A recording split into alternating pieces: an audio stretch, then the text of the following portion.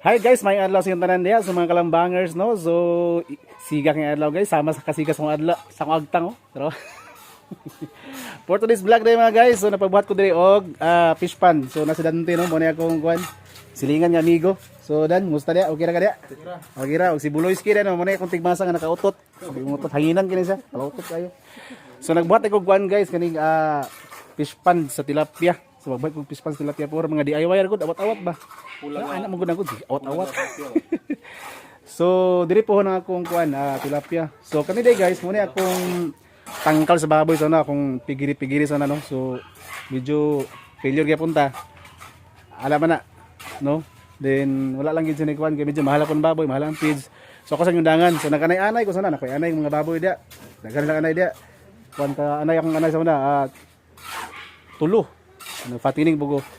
So di gid makaya sa kuan kay siyempre trabaho pa